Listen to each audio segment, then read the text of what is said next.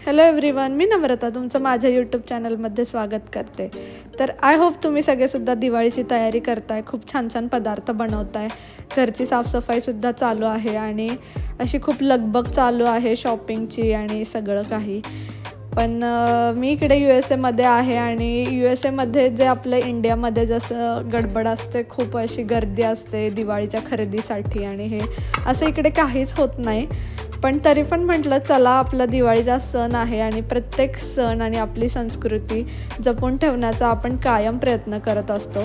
तर दिवाळीचा सण आला तर म्हटलं गोडापासूनच सुरुवात करूया, म्हणून बेसनचे लाडू बनवायला घेतले आणि एकदम सोप्या पद्धतीने बेसनचे लाडू बनवले। तर काही एकदम इझी ट्रिक्स आहेत जे मी आज तुमच्यासोबत शेअर करणार आहे, त्यामुळे हा व्हिडिओ शेवटपर्यंत तुम्ही नक्की बघा।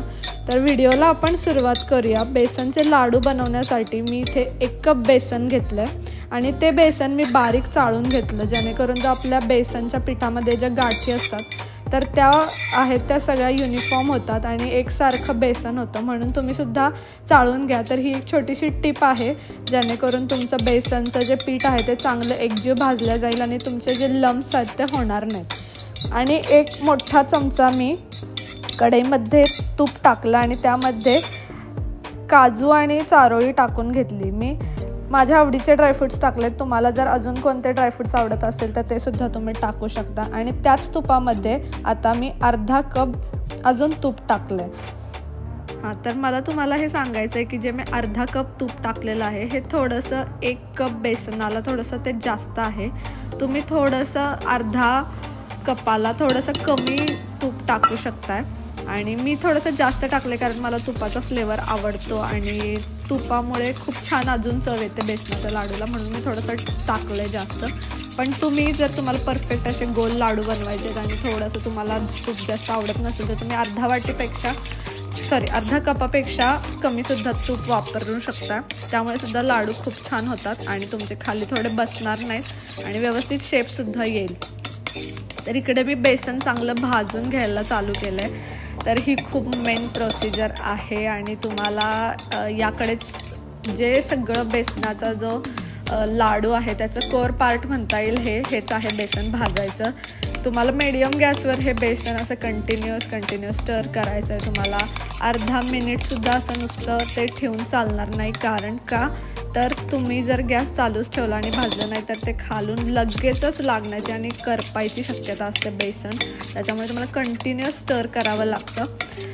आणि हीच तर आहे यार, आपल्याला जर चांगलं खायचं असेल तर आपल्याला थोडी मेहनत घ्यावीच लागते। तर ही मेहनत तुम्हाला घ्यायची आहे, साधारणतः 15 ते 20 मिनटं या प्रोसिजरला लागतात। पण ट्रस्ट मी, ह्याची जी टेस्ट आहे ती खूप छान येते नंतर आणि ही सगळी जी मेहनत आहे ती आपण विसरून जातो।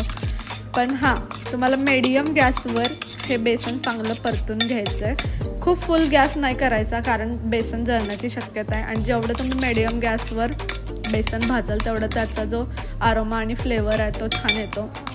तुम्ही इकडे बघू शकता हळूहळू जो बेसनचा कलर आहे तो चेंज व्हायला लागला आहे, थोडासा बिस्किट शेडमध्ये चालला आहे तो कलर। तर आपण जेव्हा बेसन टाकलं होतं एकदम तो लाईट शेड होता आणि आता जसं जसं बेसन भाजायला लागलं आहे तसं त्याला असा लाईट ब्राऊन शेड यायला लागला आहे, म्हणजे आपण त्याला बिस्किट कलर म्हणू शकतो। तर हा जेव्हा बिस्किट कलर आपल्या बेसनाला येतो ना तेव्हा आपल्याला गॅस बंद करायचा, म्हणजे हा परफेक्ट आहे। बेसनाचे लाडू आपण जेव्हा बनवतो तेव्हा हा जो कलर आहे बेसनाचा असा बिस्किट शेड, तर तो परफेक्ट आहे। या स्टेजला आपण गॅस बंद करू शकतो। गॅस बंद केल्यानंतर आपल्याला यावर थोडंसं पाणी शिंपडायचं आहे, जेणेकरून जे बेसन आहे ते थोडंसं सॉफ्ट होतं आणि थोडंसं फुलून येतं, असं मला माझ्या सासूबाईंनी शिकवलं आहे। तर मलासुद्धा ही ट्रिक माहीत नव्हती। तर आपण खूप काही शिकत असतो यार, जे काही नवीन आपण बनवतो तर खूप काही गोष्टी असतात ज्या आपल्याला माहीत नसतात, पण आपल्याला जेव्हा मोठी सांगतात तेव्हा समजतं। तर मी त्यांच्याकडून ही ट्रिक शिकली आहे, तर त्यामुळे थोडंसं बेसन आहे ना फुलायला मदत होते।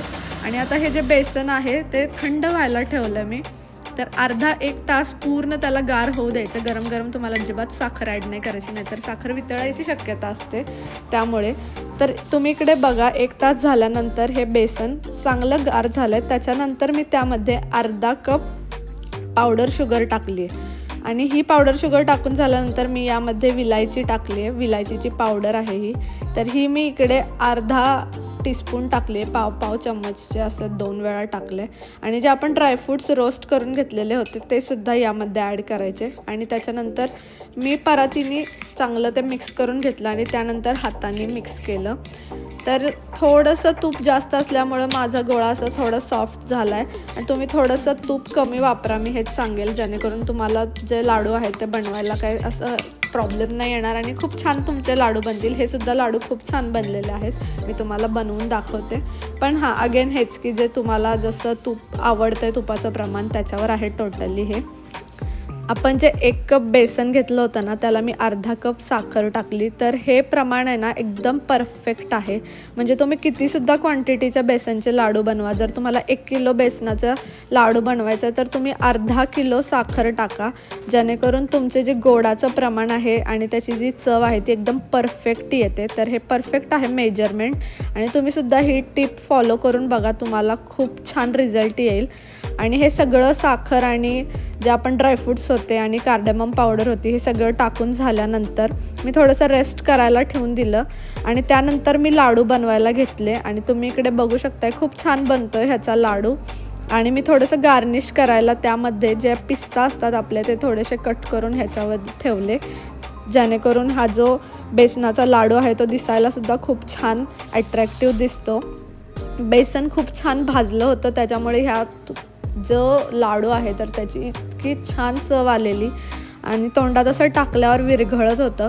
तर इतके छान झालेले हे बेसनाचे लाडू मी तुम्हाला इकडे आतमधून असं थोडंसं 2 भागमध्ये डिवाईड करून सुद्धा दाखवते। बघा इतका सॉफ्ट आहे हा लाडू आणि चवीलासुद्धा खूप छान लागतो। तर तुम्हीसुद्धा ही रेसिपी एकदा नक्की ट्राय करा, मी दिलेल्या टिप्स आणि ट्रिक्स फॉलो करा आणि तुम्हाला सगळ्यांना हॅपी दिवाळी इन ॲडव्हान्स आणि भेटू आपण नेक्स्ट व्हिडिओमध्ये। तर याची मी पूर्ण डिटेल रेसिपी कॅप्शनमध्ये देत आहे आणि माझ्या चॅनलला लाईक, शेअर आणि सबस्क्राईब करायला विसरू नका। बाय।